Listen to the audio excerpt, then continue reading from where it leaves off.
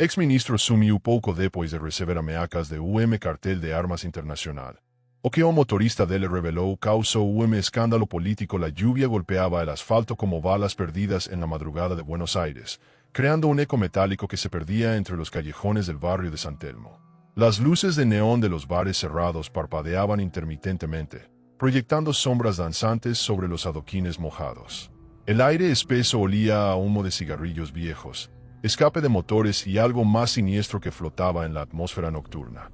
A lo lejos, las sirenas de la policía creaban una sinfonía urbana de emergencia que parecía no cesar nunca.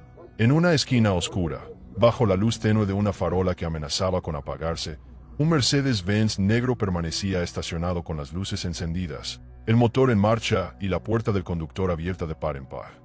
El detective inspector Mateo Herrera sintió el frío de la madrugada atravesar su gabardina mientras se acercaba al vehículo abandonado. Sus pasos resonaban contra el pavimento mojado, cada pisada una declaración de guerra contra el silencio que dominaba la calle. La radio de su auto chirriaba con reportes fragmentados de otros casos, pero todo se desvanecía ante la escena que tenía frente a él. El Mercedes pertenecía al exministro de Justicia, Carlos Mendoza, un hombre que había desaparecido hace exactamente 4 horas después de recibir una llamada anónima en su residencia privada. Los faros del auto iluminaban una mancha oscura en el asfalto que se extendía como una serpiente hacia la alcantarilla más cercana, y el olor metálico de la sangre se mezclaba con el aroma a gasolina derramada. Herrera se detuvo junto a la puerta abierta del Mercedes, observando el interior con ojos entrenados para detectar cada anomalía. El asiento del conductor estaba empapado de sangre, pero no había suficiente para indicar una muerte en el lugar. Los cristales estaban intactos, no había signos de forcejeo violento, y el sistema de seguridad del vehículo permanecía activado. En el asiento trasero, una carpeta de cuero marrón yacía abierta, con documentos esparcidos que revelaban números de cuentas bancarias internacionales y nombres de empresas fantasma. El detective sintió que su pulso se aceleraba mientras sus dedos enguantados tocaban los papeles. Esta no era una desaparición común. Era algo mucho más peligroso y complejo de lo que había imaginado inicialmente. La voz ronca de su compañero, el sargento Luis Vega, cortó el silencio como una navaja. «Mateo, tienes que ver esto», gritó desde el otro lado de la calle, donde había estado examinando las cámaras de seguridad de un edificio abandonado. Su linterna proyectaba un haz de luz que bailaba nerviosamente mientras se acercaba corriendo, sus botas chapoteando en los charcos que se habían formado en las grietas del pavimento. Las cámaras captaron algo hace 3 horas.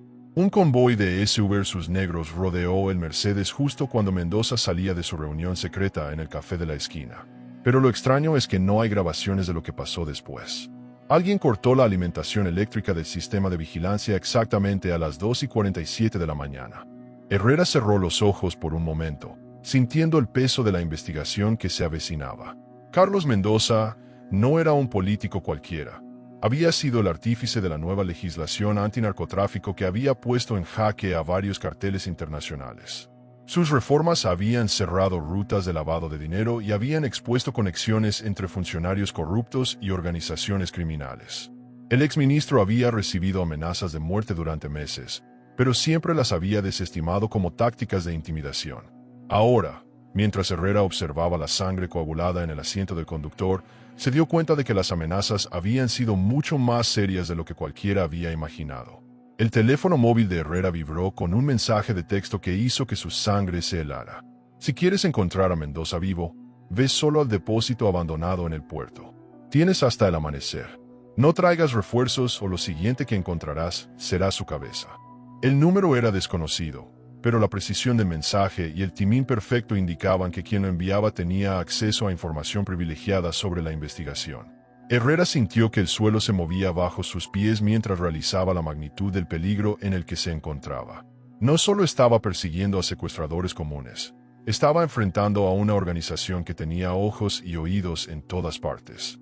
Vega se acercó al detective, notando la palidez que había aparecido en su rostro. «¿Qué pasa, Mateo? Pareces como si hubieras visto un fantasma», murmuró mientras encendía un cigarrillo con manos temblorosas. El humo se elevó en espirales hacia el cielo nocturno, creando formas fantasmales que se desvanecían en la oscuridad. «Recibí un mensaje», respondió Herrera, mostrando su teléfono. «Saben que estamos aquí. Saben lo que estamos buscando». Y tienen a Mendoza. La lluvia comenzó a caer con más fuerza, como si el cielo estuviera llorando por la tragedia que se desarrollaba en las calles de Buenos Aires.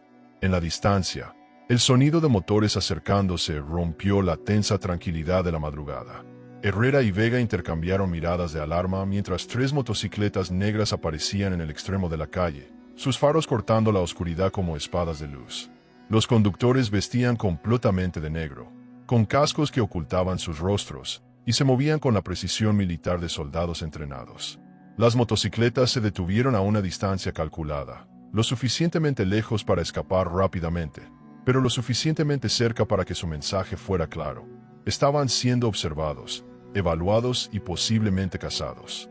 Herrera sintió que su mano se movía instintivamente hacia la pistola que llevaba en su cinturón, pero se detuvo al darse cuenta de que cualquier movimiento agresivo podría desencadenar una situación que no estaba preparado para manejar.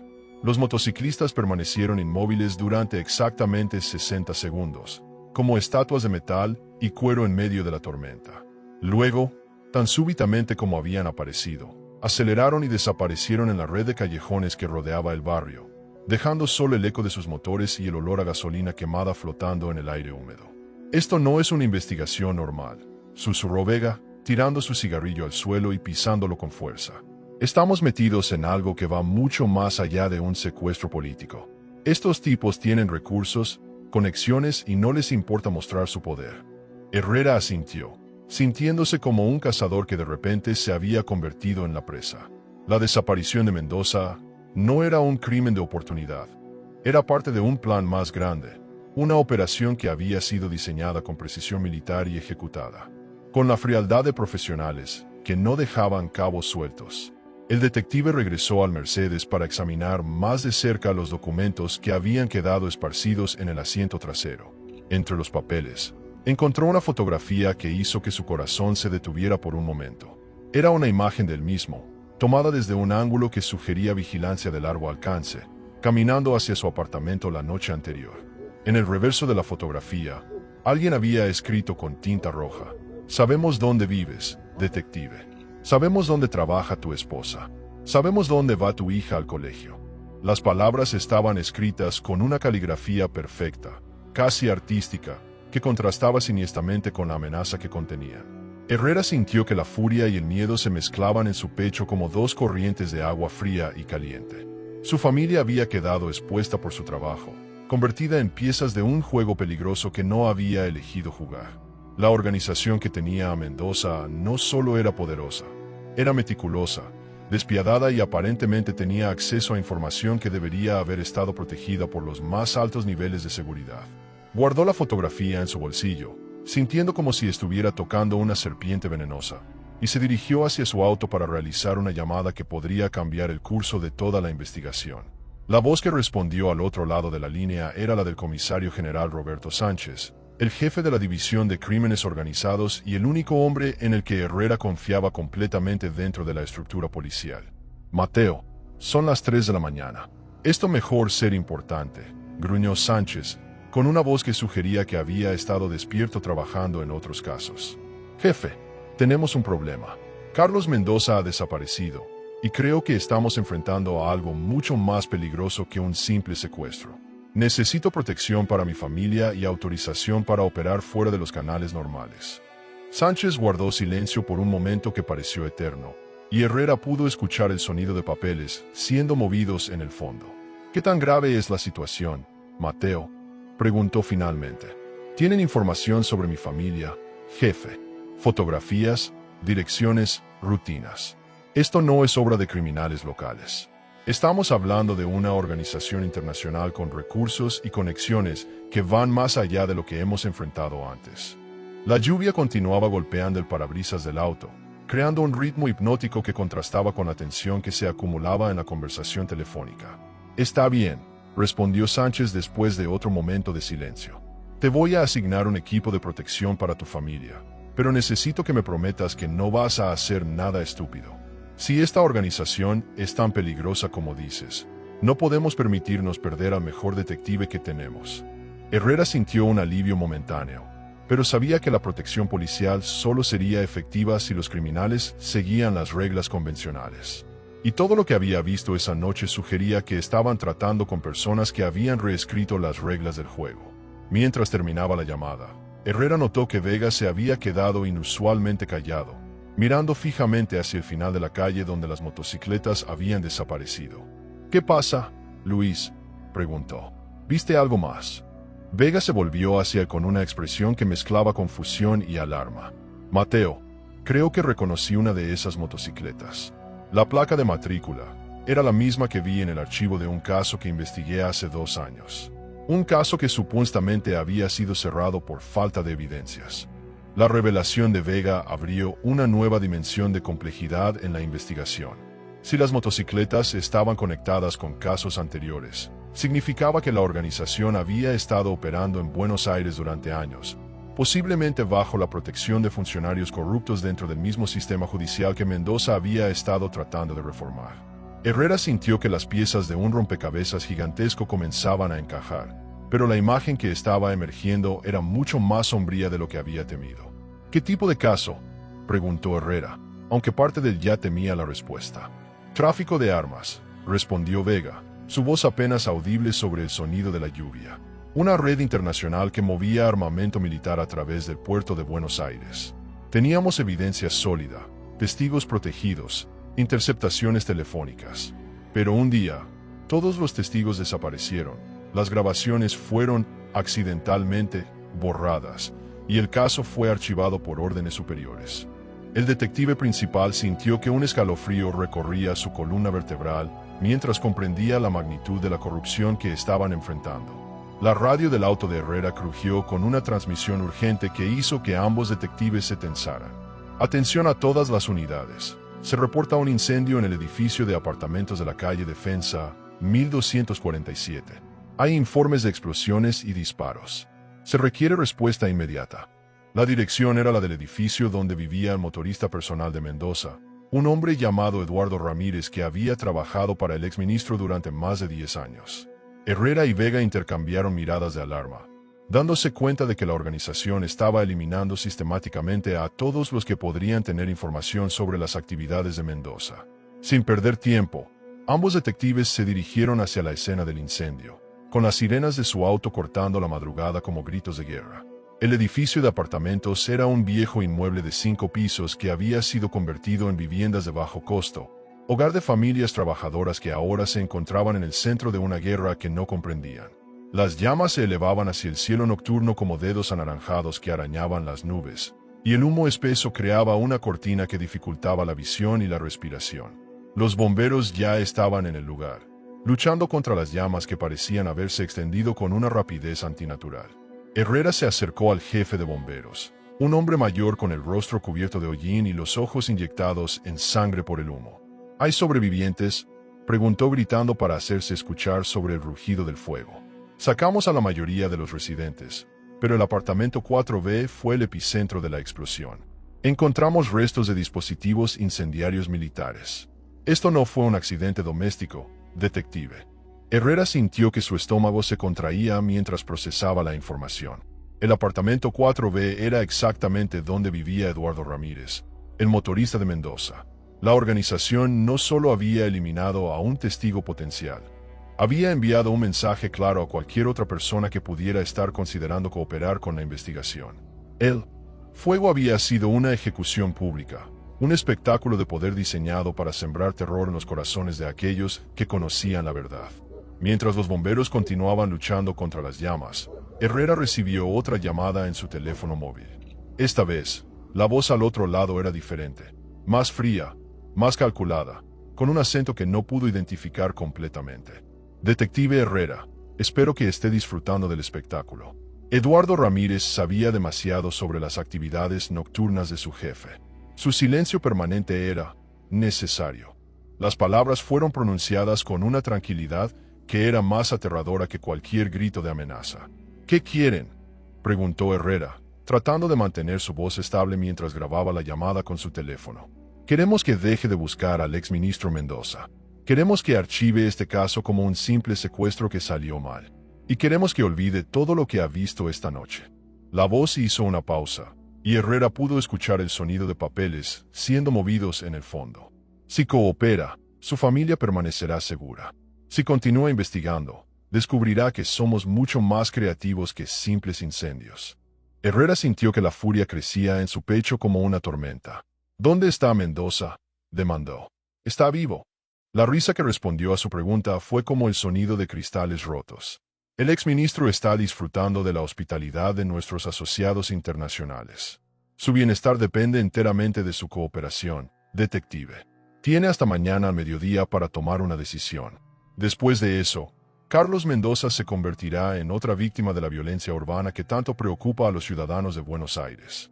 La llamada se cortó abruptamente, dejando a Herrera con el teléfono en la mano y el corazón latiendo como un tambor de guerra. Vega se acercó a él, notando la palidez que había aparecido en su rostro. ¿Qué dijeron?, preguntó. «Quieren que abandone la investigación», respondió Herrera, guardando su teléfono. «Pero si lo hago, Mendoza muere. Y si continúo, mi familia está en peligro». Se encontraba en una encrucijada que no tenía soluciones fáciles, atrapado entre su deber como detective y su responsabilidad como padre y esposo. El fuego finalmente comenzó a ceder ante los esfuerzos de los bomberos, pero el edificio había quedado gravemente dañado. Las ventanas del apartamento 4B eran ahora agujeros negros que miraban hacia la calle como ojos ciegos, y el olor a químicos quemados flotaba en el aire como un recordatorio del poder destructivo de la organización que estaban enfrentando. Herrera sabía que necesitaba moverse rápidamente si quería tener alguna posibilidad de salvar a Mendoza y proteger a su familia al mismo tiempo. Mientras caminaba entre los escombros que habían caído del edificio, Herrera notó algo que hizo que su corazón se detuviera. Entre los restos carbonizados, parcialmente oculto bajo un pedazo de metal retorcido, había un sobremanila que parecía haber sobrevivido milagrosamente al fuego. Lo recogió con cuidado, sintiendo que el papel estaba tibio pero intacto. En el exterior del sobre, alguien había escrito con tinta azul, para el detective Herrera, la verdad sobre el cartel de las armas blancas. Con manos temblorosas, Herrera abrió el sobre y encontró una serie de fotografías que cambiaron completamente su comprensión del caso.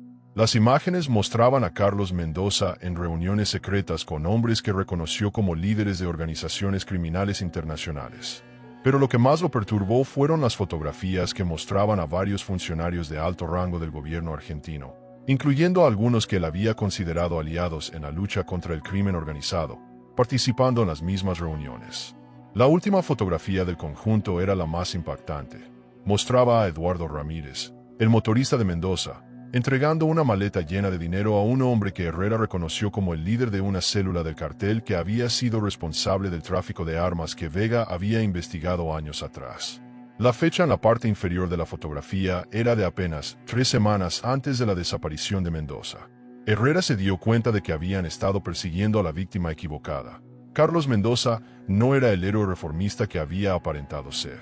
En el reverso de la última fotografía, alguien había escrito un mensaje que hizo que Herrera sintiera como si el suelo se estuviera moviendo bajo sus pies. Mendoza descubrió que lo estábamos vigilando.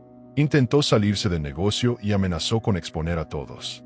Su desaparición fue necesaria para proteger la operación. Pero ahora usted sabe demasiado, detective. ¿Qué va a hacer con esta información? Herrera levantó la vista de las fotografías, sintiendo que toda su comprensión del caso se había invertido completamente.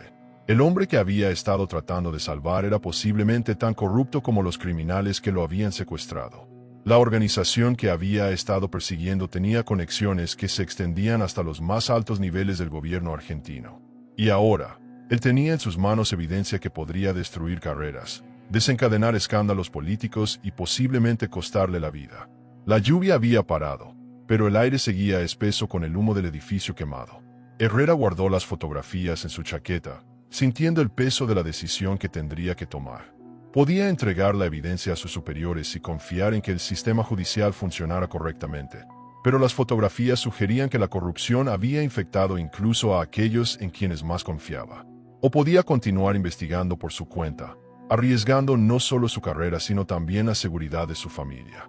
Mientras se dirigía hacia su auto, Herrera se dio cuenta de que había un sobre adicional pegado debajo de su parabrisas.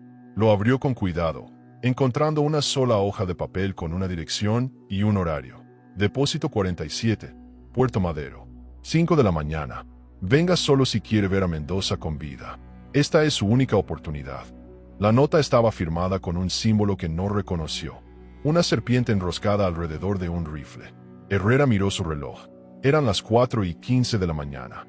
Tenía menos de una hora para tomar la decisión más importante de su carrera. Podía llamar a refuerzos y convertir la reunión en una operación policial completa, arriesgando la vida de Mendoza pero potencialmente capturando a los criminales. O podía ir solo, como le habían ordenado, y arriesgar caer en una trampa que podría costar su propia vida.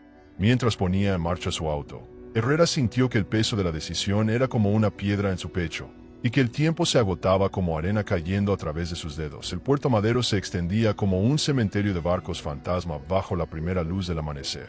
Las grúas industriales se alzaban contra el cielo como esqueletos de metal, proyectando sombras alargadas sobre los contenedores apilados que formaban un laberinto de acero corrugado. El aire salado se mezclaba con el olor a combustible derramado y pescado podrido, creando una atmósfera que parecía sacada de una pesadilla urbana. Herrera estacionó su auto a 2 cuadras del depósito 47, sintiendo que cada paso hacia adelante lo acercaba más a un destino que no podía prever. El sonido de las gaviotas graznando en la distancia se mezclaba con el eco de sus propias pisadas sobre el asfalto agrietado, creando una sinfonía siniestra que acompañaba su marcha hacia lo desconocido. La estructura del depósito 47 apareció ante él como una catedral abandonada, con paredes de ladrillo rojo que habían sido testigos de décadas de actividad portuaria. Las ventanas estaban cubiertas con tablones de madera podrida, y la puerta principal colgaba de sus goznes como la mandíbula de un animal muerto. Herrera sacó su arma y verificó el cargador, sintiendo el frío metal en sus manos como una extensión de su propia determinación. A medida que se acercaba a la entrada, pudo escuchar voces masculinas conversando en un idioma que no pudo identificar completamente, mezclando español con algo que sonaba como ruso o tal vez alemán. El detective se pegó contra la pared exterior, controlando su respiración mientras trataba de evaluar la situación que lo esperaba en el interior. Cuando finalmente empujó la puerta del depósito, lo que vio le hizo sentir que el mundo se había vuelto del revés. En el centro del enorme espacio vacío, bajo la luz tenue de una lámpara industrial que colgaba del techo, estaba sentado Carlos Mendoza, pero no como víctima de secuestro. El exministro llevaba un traje impecable, fumaba un cigarro cubano y sonreía con la confianza de alguien que tenía control absoluto sobre la situación. A su alrededor, dispuestos en semicírculo, había 5 hombres armados que no apuntaban sus armas hacia Mendoza, sino hacia la puerta por donde había entrado Herrera. «Detective Herrera», dijo Mendoza con voz tranquila, «esperaba que viniera solo. Siempre fue un hombre de palabra, una cualidad que respeto mucho». Herrera sintió que su mundo se desmoronaba mientras procesaba lo que tenía ante sus ojos. «¿Usted organizó su propio secuestro?», preguntó, manteniendo su arma en alto pero dándose cuenta de que estaba en clara desventaja numérica.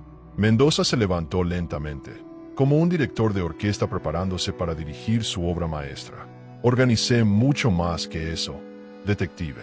Organicé toda la investigación, desde el momento en que encontró mi Mercedes hasta esta conversación que estamos teniendo ahora». Sus palabras cayeron como gotas de ácido sobre la comprensión que Herrera tenía de los últimos eventos. Verá, necesitaba que alguien con su reputación de incorruptible siguiera exactamente el rastro de evidencias que habíamos preparado. La revelación golpeó a Herrera como un martillo.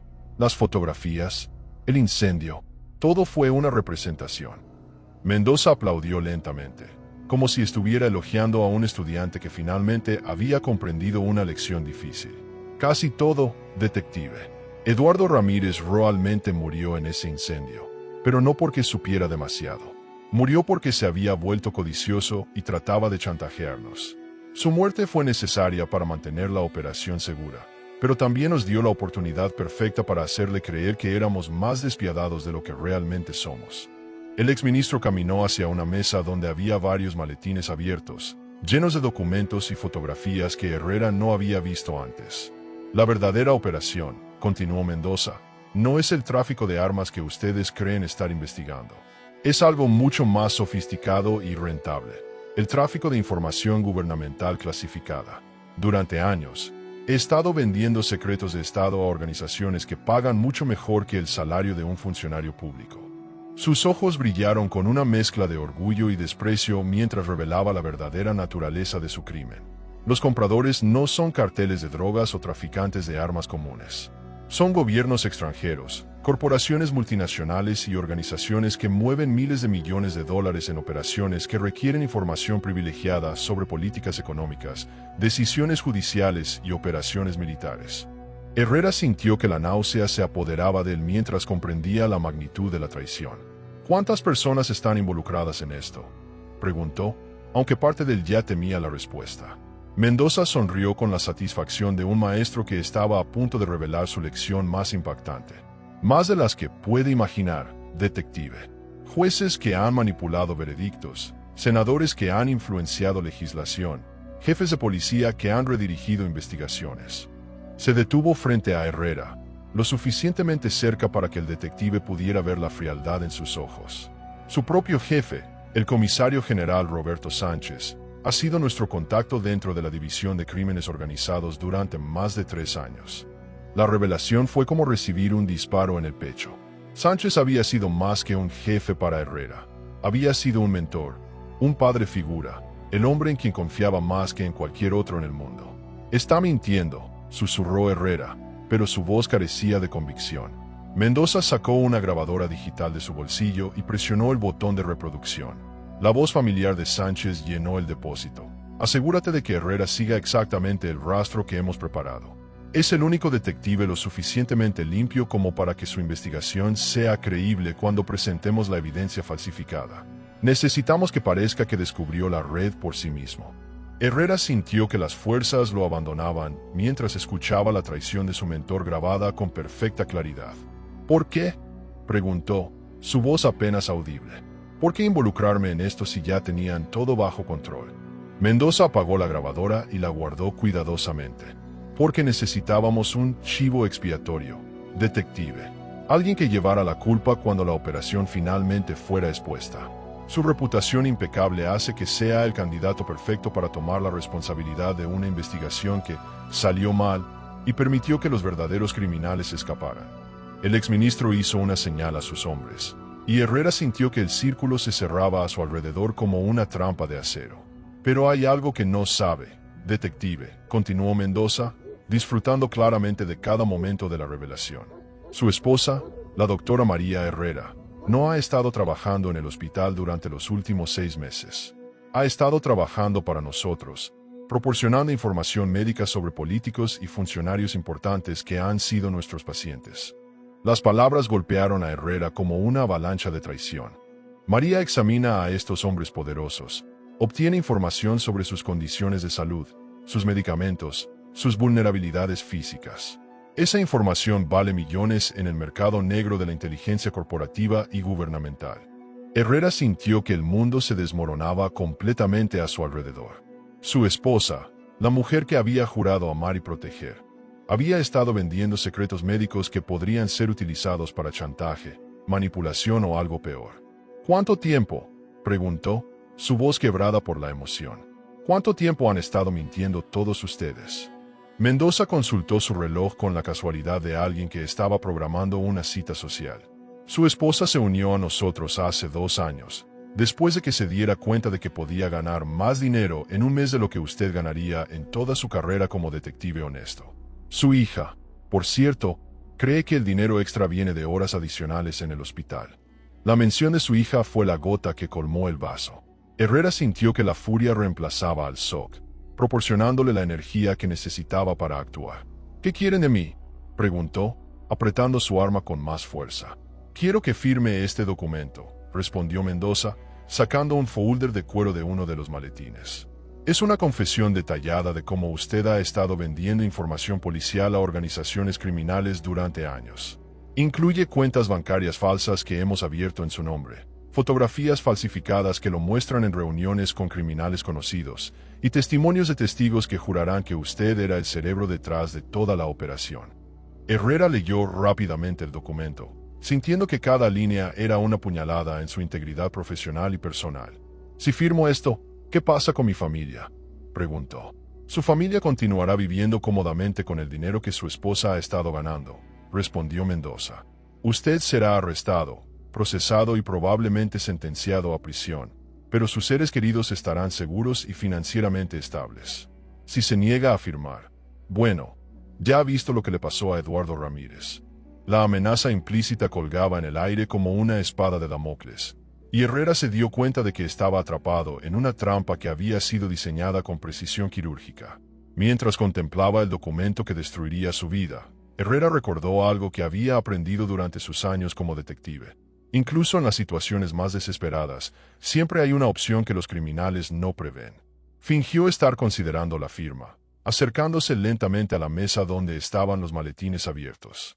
¿Puedo ver qué más tienen ahí?, preguntó, tratando de sonar derrotado. Quiero entender completamente en qué me estoy metiendo. Mendoza, confiado en su victoria, hizo un gesto hacia los documentos. Por supuesto, detective. Transparencia total en nuestras transacciones. Lo que Herrera vio en los maletines le dio la información que necesitaba para su último movimiento desesperado. Entre los documentos, había una carpeta marcada con el sello del FBI estadounidense, otra con el logo de la Interpol, y una tercera con símbolos que reconoció como pertenecientes a la inteligencia británica. Mendoza y su organización no solo estaban vendiendo secretos argentinos, estaban traficando información clasificada de múltiples países, lo que significaba que estaban bajo investigación internacional. Interesante, murmuró Herrera, tocando disimuladamente un dispositivo que había estado llevando en su bolsillo desde el inicio de la investigación. Un transmisor GPS que Sánchez le había dado para emergencias. Lo que Mendoza no sabía era que Herrera había activado el transmisor antes de entrar al depósito, no para llamar refuerzos locales, sino para activar un protocolo de seguridad que había establecido con un contacto en la oficina del FBI en Buenos Aires. Si algo le pasaba durante la investigación, su ubicación sería transmitida automáticamente a agencias internacionales que tenían jurisdicción sobre crímenes que cruzaban fronteras nacionales. ¿Sabe qué, Mendoza?, dijo Herrera, enderezándose con una sonrisa que sorprendió al exministro. Creo que hay algo que usted no sabe sobre mí. En ese momento, el sonido de helicópteros se hizo audible en la distancia, acercándose rápidamente al depósito. Mendoza y sus hombres intercambiaron miradas de alarma, dándose cuenta de que algo había salido mal en su plan perfectamente orquestado. ¿Qué hizo?, gritó Mendoza, perdiendo por primera vez su compostura fría. Hice lo que cualquier detective haría cuando se enfrenta a una operación internacional, respondió Herrera, sacando una segunda arma que había estado llevando en un tobillera. Llamé a los profesionales. Los helicópteros se hicieron más fuertes, y a través de las ventanas rotas del depósito, Herrera pudo ver luces rojas y azules que se acercaban desde múltiples direcciones. La confrontación que siguió fue rápida y violenta. Los hombres de Mendoza abrieron fuego contra las fuerzas especiales que irrumpieron en el depósito, pero estaban superados en número y tecnología. Herrera se refugió detrás de una pila de contenedores, protegiendo los documentos que habían estado en los maletines y que ahora representaban evidencia crucial para múltiples investigaciones internacionales. El tiroteo duró menos de 5 minutos, pero fue suficiente para que Mendoza recibiera un disparo en el hombro y fuera capturado junto con 3 de sus asociados. Los otros 2 criminales murieron en el intercambio de fuego, llevándose consigo secretos que probablemente nunca serían revelados. Cuando el humo se despejó, Herrera se encontró cara a cara con la agente especial Lisa Morrison del FBI, una mujer de mediana edad con ojos que habían visto demasiado y una voz que transmitía autoridad absoluta. Detective Herrera, hemos estado rastreando esta operación durante 2 años, le dijo mientras los paramédicos atendían a Mendoza. Su activación del transmisor de emergencia nos permitió finalmente cerrar el círculo.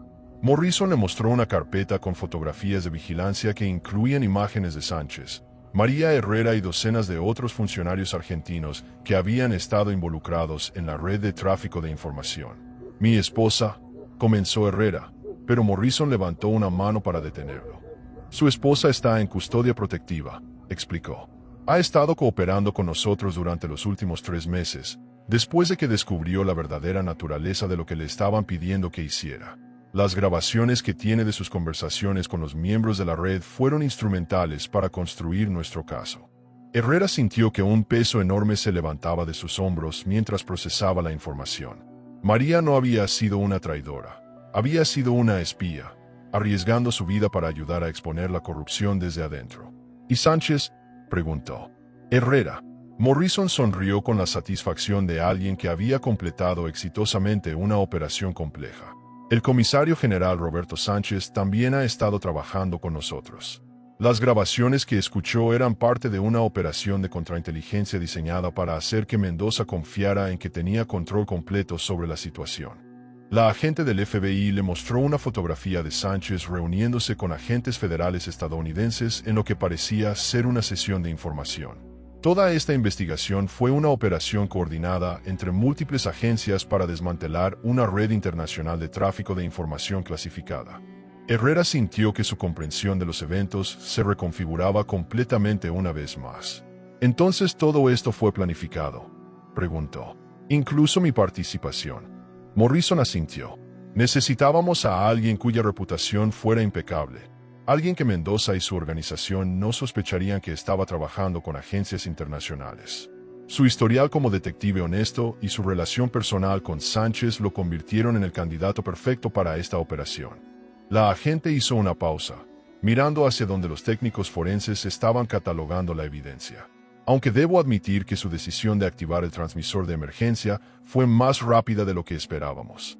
Mientras salían del depósito, Herrera vio que el sol había salido completamente, bañando el puerto con una luz dorada que contrastaba dramáticamente con la oscuridad de la noche anterior. El Mercedes negro de Mendoza estaba estacionado cerca de la entrada, exactamente donde había estado cuando comenzó toda la investigación, pero ahora rodeado de vehículos de agencias de cumplimiento de la ley de múltiples países. ¿Qué pasa ahora?, preguntó Herrera. Ahora, respondió Morrison, tenemos que desmantelar el resto de la red. Mendoza era importante, pero no era el único.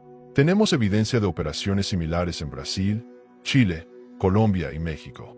El caso que había comenzado como la desaparición de un exministro se había transformado en una investigación internacional que expuso una red de corrupción que se extendía a través de múltiples continentes. Herrera se dio cuenta de que había sido parte de algo mucho más grande de lo que había imaginado, una operación que había requerido años de planificación y coordinación entre agencias que normalmente no trabajaban juntas. ¿Puedo ver a mi familia?, preguntó, sintiendo que finalmente podía respirar libremente después de las horas más intensas de su carrera. Su esposa e hija están en una casa segura a 20 minutos de aquí, respondió Morrison. Están bien, aunque probablemente tengan muchas preguntas. Mientras caminaban hacia los vehículos que los esperaban, Herrera reflexionó sobre los eventos de la noche.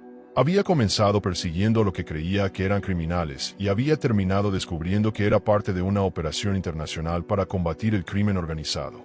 Agente Morrison, dijo, ¿cómo supieron que yo haría las elecciones correctas durante la investigación? La agente sonrió, porque estudiamos su historial durante meses antes de comenzar la operación. Sabíamos que era el tipo de detective que preferiría arriesgar su vida antes que comprometer su integridad. 3 meses después, Herrera se encontró sentado en una sala de tribunal federal, testificando sobre los eventos de esa noche en el puerto. Mendoza había sido sentenciado a 30 años de prisión por traición, espionaje y conspiración. Sánchez había sido honrado públicamente por su papel en la operación encubierta, aunque los detalles específicos de su participación permanecían clasificados. María había regresado a su trabajo en el hospital, pero ahora trabajaba ocasionalmente como consultora para agencias federales en casos que requerían experiencia médica. La red internacional de tráfico de información había sido desmantelada, pero Herrera sabía que operaciones similares probablemente continuarían surgiendo en el futuro. El último día del juicio, mientras Herrera salía del tribunal, recibió una llamada de un número desconocido. La voz al otro lado era familiar, pero no pudo identificarla inmediatamente. Detective Herrera, hay algo que debería saber sobre el caso Mendoza, dijo la voz. ¿Quién es usted?, preguntó Herrera, sintiendo que una familiar tensión regresaba a su estómago. Soy alguien que trabajó con Eduardo Ramírez antes de que muriera. Hay documentos que él escondió, documentos que no encontraron en su apartamento porque los había guardado en otro lugar. Documentos que prueban que la red era mucho más grande de lo que cualquiera había imaginado. La llamada se cortó antes de que Herrera pudiera hacer más preguntas, pero el mensaje había sido claro. El caso que había creído cerrado tenía hilos sueltos que podrían desentrañar conspiraciones aún más profundas. Mientras caminaba hacia su auto, Herrera notó que un sobremanila había sido colocado debajo de su parabrisas, exactamente como había ocurrido la noche que comenzó toda la investigación. En el exterior del sobre, alguien había escrito, para el detective Herrera, la verdad sobre la red europea. Su corazón comenzó a latir más rápido mientras se daba cuenta de que todo lo que había vivido podría haber sido solo el primer capítulo de una historia mucho más compleja y peligrosa. El ciclo había comenzado de nuevo, pero esta vez Herrera sabía que no estaba solo. Tenía aliados en agencias internacionales, tenía una familia que lo apoyaba, y tenía la experiencia de haber sobrevivido a una operación que había cambiado su comprensión del crimen organizado para siempre. Mientras abría el sobre y comenzaba a leer los documentos que contenía, Herrera sonrió con la mezcla de anticipación y determinación que solo un detective verdaderamente dedicado puede sentir cuando se enfrenta a un nuevo misterio que promete ser aún más complejo que el anterior. ¿Qué opinas de esta increíble historia de corrupción y conspiraciones internacionales? ¿Creías que el detective Herrera descubriría la verdad? ¿O pensabas que caería en la trampa que habían preparado para él? Esta es solo una de las muchas historias reales de casos policiales que investigo y comparto en este canal. Si te gustó este relato sobre la Red Internacional de Tráfico de Información Clasificada, no olvides darle like y suscribirte para no perderte más casos impactantes como este. Cuéntame en los comentarios, ¿desde qué ciudad nos estás viendo? ¿Has escuchado alguna vez sobre casos similares de corrupción gubernamental en tu país? ¿Qué crees que realmente pasó con los documentos que Eduardo Ramírez escondió antes de morir? Y si conoces algún caso policial misterioso que te gustaría que investigue, déjamelo saber en los comentarios. Cada semana traigo nuevas historias que te harán cuestionar todo lo que creías saber sobre la justicia y la corrupción. Nos vemos en el próximo.